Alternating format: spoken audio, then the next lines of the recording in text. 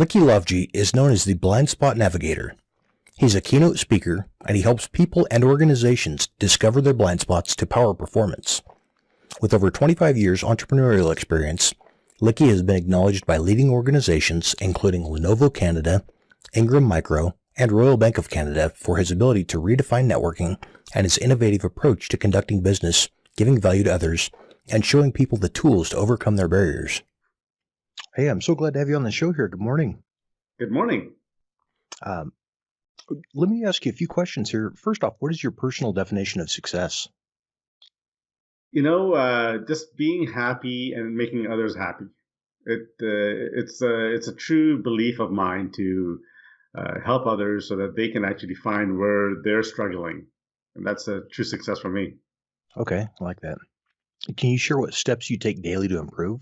I know you've accomplished a lot in your career. And Robin Sharma is an ideal mentor for me. And I read his 5 a.m. club a few months ago. And it came to me because I was having a struggle in the mornings, and I never had a routine in the mornings. And I started doing the 5 a.m. club. And so I get up at 5 a.m., I do a 20-minute hardcore cardio workout, and then 20 minutes of meditation and self-reflection and awareness. And then I do, minimum 20 minutes of podcasting and reading, but that ends up being about an hour. So between 5 to 7 is Likky time. And that's kind of what I focus on. And that sets my tone for the day. And the days I don't do it, it's very difficult. It's a tough day. Yeah, you can definitely tell the days that you're not on schedule or not following a routine. Everything is different, huh? Exactly. What is your advice for someone making an important decision? Understand what the reasons for that is. Find out what that decision is for, what the end result is. Is it serving the audience that you're working with? And the audience could be your family or your clients. Is that decision going to make them better? And if you make it about others as opposed to yourself, it'll probably be a good decision. And as long as it also follows with your own core values. A lot of people don't look at what the decision is based on what they do, but what others want. But if it doesn't fill within your core values, that could be a concern. You've worked with a lot of major companies, helping them redefine networking and basically just conduct their business differently. Can you tell me what set you on the path that you're on now? It's interesting enough. I'm speaking right now, and this would never have happened. I used to have a stutter for 40 years. And it was, I talk a lot about blind spots in people's lives. And there's a lot of things that are in people's ways that they don't even know what's in the way. But they just keep on going. And just like I did, I went on for 40 years without knowing what caused the stutter. I know I wasn't born with it, but it came on. And it came on when I migrated to Canada in 1976. And my teacher asked me at that point, he says, "Can you come and share your story with the class?" And I got up there and I started talking. And of course, English wasn't my first language at that point. And the kids started laughing. And racism was a big thing at that point in the 70s. And it really affected me. And, I became a real small person. I went back in my seat, and literally the next day my stutter had started. Now, I didn't know that until about 6 years ago when I read Bob Berg's The Go-Givers book, which was given to me by a good friend of mine. And she goes, Likky, you follow these 5 principles really well, but if you put them all together, I think you'll be a very successful person. So, and I enjoyed it, and I literally gave away over 200 of these books. Wow, that's awesome. And I reached out to Bob. I had an IT company at one point, and I sold that. And I reached out to Bob. I said, I want to get into preaching what you do, like coaching on it, if there's a method of doing that. He goes, I'd love for you to be a speaker. I said, well, I can't be a speaker. I've got a stutter. And he goes, okay, well, come on down. Let's just be part of our coaches program, and we'll see how that goes. And we went down for a 3-day, I went down for a 3-day workshop with him and 8 other people. And the last day we did this exercise, and imagine a room full of 8 people or 10 people. And one person gets up and starts acknowledging you and appreciating you for the person that you are. And keep in mind, these people have only known you for 36 hours. They don't know you for lifelong.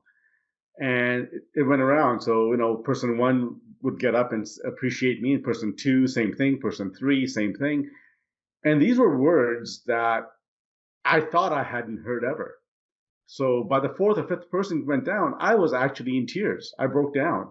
And Bob goes, "What's going on?" And I said, "Well, I'm hearing words that my family and friends have been telling me for years, but I refuse to listen to them." And literally the next morning on my flight back, my stutter had gone because a passenger started talking to me, and I started talking back to her and quickly realized the stutter was gone. Wow. That's So incredible. that was my impetus of change, of helping others to find what their blind spots were. Then I came back and started thinking about what caused that. And I picked up a mentor, a coach, and we started working back and forth about figuring out what are the blind spots I had. And literally, 2 months ago is when I really realized when the blind spot occurred for me, which was the stutter, which was back in 1976. Wow, that's incredible. And so you've gone from having a stutter and having a hard time to even communicate one-on-one to now you're a keynote speaker at major lectures, and that's an incredible story. I'm so glad you shared that. Oh, you're welcome. And it just goes to show that we're all in our little limiting beliefs, and we don't know what's possible. I could never, like even this call right now that we're having, I could never do this. I would be afraid of this conversation. But now I get in front of thousands of people, and it's a high because I know I'm spreading a word that's important to me. That's awesome. You're very well spoken, very clear, and if you had not told me, I would have no clue that you'd ever had a stutter. So that's pretty amazing progress you made. Thank you. I appreciate that. So I know you mentioned the Go-Givers. Yes. If you could recommend one book for our audience, what would that be? Well, it would be The Go-Givers. By Bob Burg, and of course the second book would be mine when it comes out. But right now, it's definitely The Go-Givers. Okay. What's your book going to be titled? I think it's going to be What's Your BS? And BS could stand for blind spots, or it could stand for whatever you want BS to stand for. Okay. I like that. Well, let me know when that comes out, and we'll update your show notes and put a link in there to your book when it's available. Perfect. Thanks. What character traits do you value the most? Honesty, integrity, those are the keywords everybody says, but somebody who really wants to connect. To me, a conversation about business and just getting to know each other because they want something, it's so transparent. And I'm more about a full connection, getting to know people, getting to know what they're about, what their families are about, what they do for a living, and how they got into it. Not about what they're trying to sell, but really what the impetus was of the shift. And what they love to do. I'm an avid cyclist, and I love cycling, so I want to find out what other people are up to. That's awesome. You road bike or mountain bike? I road bike. It's probably safer. I just broke my leg in 19 places. I was in the hospital 24 days. Almost lost my leg over a little mountain biking accident I had. So I'm back up now off the crutches and stuff. But I would love to get into the road biking, but that's definitely more of a endurance sport, huh? Well, it is, but I don't know if it's any safer than mountain biking. I mean, you're dealing with cars and trucks, on the road. So at least in mountain biking, it's you can try and avoid that tree, but a moving truck coming at you, you can't really avoid it. Yeah, I like that. How do you push through tough times? Self-reflection, self-awareness. It's a tough.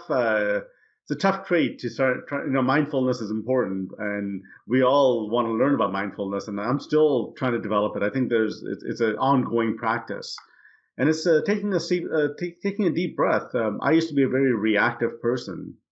Somebody would do something, and it cuts you off, and you start getting upset right away. But now it's you don't know what they're up to. You don't know what's going on in their mind and where they're having to go to. So it's a real taking a deep breath before making a quick decision. Okay. And that's kind of how I get through things these days. And I write it out. I go to my mentors if it's a really big decision.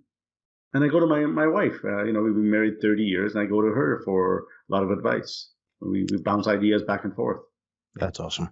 What inspires you? I love working with people that are struggling without them even knowing they're struggling. And I love having conversations with them. And by the time we finish that conversation, you can see that little twinkle in their eyes about the possibility that could be new. And that's what inspires me to keep on doing what I do. It's that shifting of relationships, shifting of conversations, shifting of organizations. I had a client that I picked up about a year ago, and she was struggling in business, and she didn't know what she was going to do. She was trying to sell, and I just said, let's just sit down and have a chat. Let's see where you're at. And all of a sudden, we started talking about her background and what she was going through in life, and what the blind spots were. And all of a sudden, we shifted from her being in survival mode to being a real creative mode. And now she's just excelling. And that's what inspires me to make a shift for people, because I was that person who was in debt and got out of it because I had a mentor helping me go through that. That's incredible. Yeah, that's awesome. You've gone from, like I said, again, having a hard time even talking to people, to now being a mentor and a leader, and you're affecting the lives of thousands of people all over the world. So that's absolutely amazing that you've made that change, and that you're helping other people to make the same changes. Well, thank you. And it's I've got a goal for 2020. It's 20,000 people in 2020. That's kind of what my goal is for next year. So getting out there in front of large conferences and having conversations to people. That's awesome. How do you manage and prioritize opportunities? Sorry, how do I manage and prioritize opportunities? Yeah, I'm sure you've got a lot of opportunities coming at you. So, I never say no to a conversation, because you just don't know where that conversation could lead to, what their needs are. So we will always talk to people. But again, I do have to prioritize. Right now, I'm actually doing a course, which takes a big chunk of my time. But then also, if I don't have communication, I'm not impacting people's lives. So I just talk, and I'm a networker. My wife says, I don't know how you keep on going. You're like an Energizer bunny. You keep on going and you don't get tired. I get energy from being out. I get energy from being in networking environments. I get energy from talking to people and inspiring and getting inspired by people as well, because it's a two-way conversation. So the more you talk to people, the more they're inspiring you as well, because you're starting to see some blind spots. Because you see their blind spots, you're actually looking within yourself as well for what's happening in your way. That's awesome. Love that. I got one more question for you. Yeah. A little more introspective here. What advice would you give to your 18-year-old self? My 18-year-old self? Yeah. It's interesting. I've got a 19-year-old son right now. So it's like looking in the mirror. And the advice I give him right now, just do what you're doing. Don't change. Don't try to be somebody else.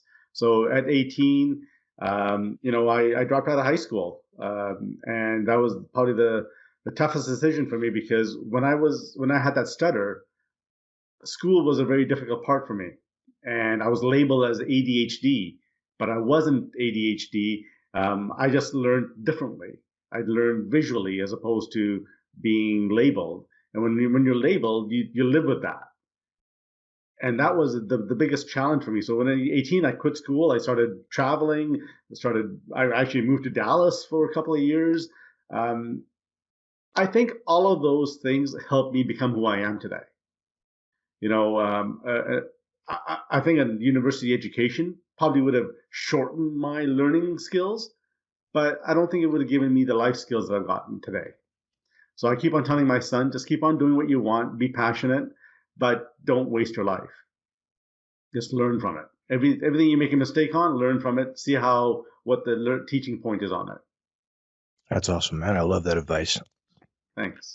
Hey, thanks you so much for sharing. I appreciate you taking your time to be on the show. I know you're very busy and you've got a lot going on, so I sure appreciate you sharing with our audience. You're very welcome. I appreciate you. Thank you. Thanks again. That's it for this episode. Don't forget to subscribe to the Success, Motivation, and Inspiration podcast. And head over to successmotivationinspiration.com for show notes and more tools to fuel your passion.